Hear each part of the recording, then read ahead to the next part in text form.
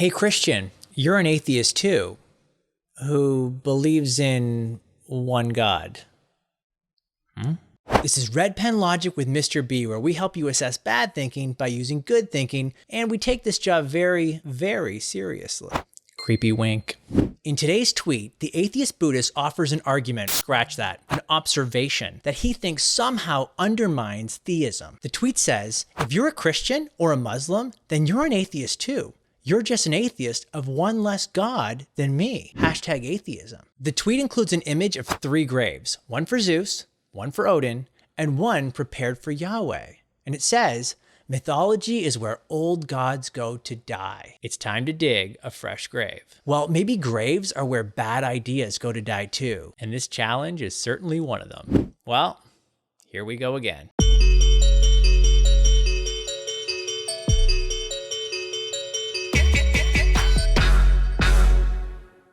It's common to hear atheists make this point, especially on the internet. Note the thinking. Christians are atheists too.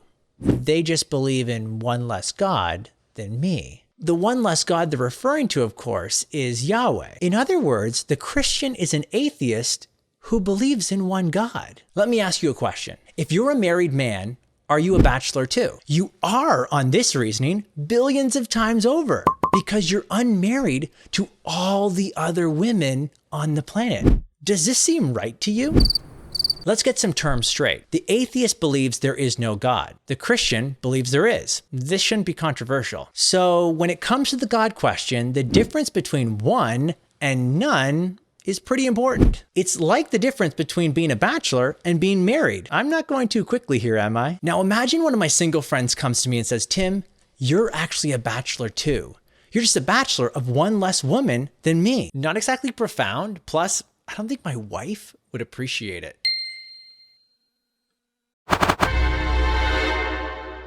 Of course we believe in one more God than the atheist. I mean, that's the difference between a theist and an atheist. But there's another problem. The I just believe in one less God than you slogan smuggles in a faulty assumption. It assumes that the evidence for, say, Baal or Thor or Zeus and Yahweh is all the same. If you can dismiss one, then you can dismiss them all. In The God Delusion, Richard Dawkins writes, I have found an amusing strategy when asked whether I'm an atheist to point out that the questioner is also an atheist when considering Zeus, Apollo, Amon-Ra, Mithras, Baal, Thor, Wotan, the golden calf, and the flying spaghetti monster.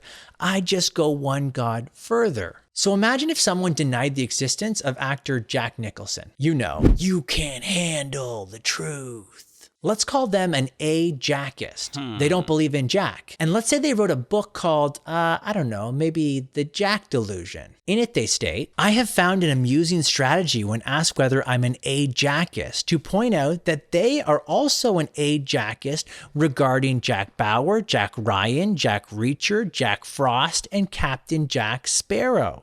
I just go one Jack further. Here's the point.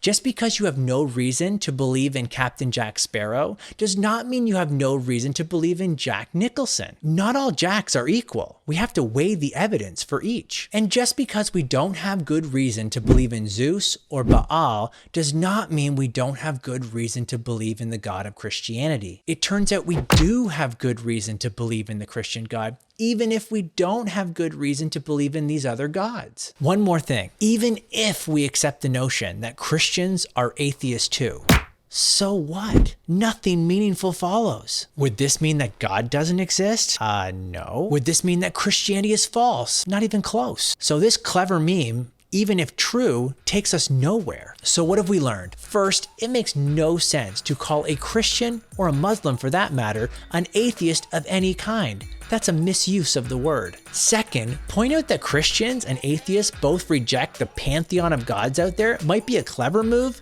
but it says nothing about our God. Third, the next time you hear someone say, well, you're just an atheist of one less God than me, move toward the objection, not away from it. Just agree with them and then point out its irrelevance. Say something like, you're right. I'm an atheist with regard to every other god. Now what? This neutralizes their rhetorical move and directs a discussion where it belongs, on the evidence for the Christian God. The atheist Buddhist thinks it's time to dig Yahweh's grave. Well, I think it's time to bury this irrelevant challenge. Class dismissed. If you want to see more videos like this, be sure to subscribe to the channel and hit the bell so you get notified when a new Red Pen Logic video is released. And if you want even more clear thinking Christianity, then subscribe to the Stand to Reason YouTube channel where we put out a new video every other week.